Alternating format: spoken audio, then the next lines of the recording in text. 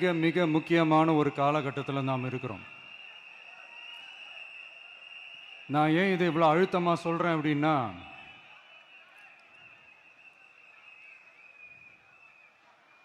ஏதோ அழுத்தம் இருக்குமோன்னு நினைக்கிறீங்களோ?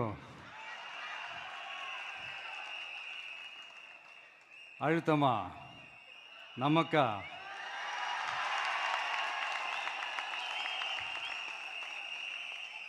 இந்த அழுத்தத்துக்கெல்லாம் அடங்கி போற ஆளா இந்த ஆளு?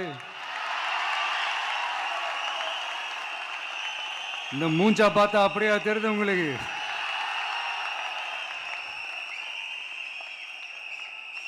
அதனால அப்படியெல்லாம் நடக்காது. அதுவும் முக்கியமா நம்ம கிட்ட அதெல்லாம் நடக்கவே நடக்காது.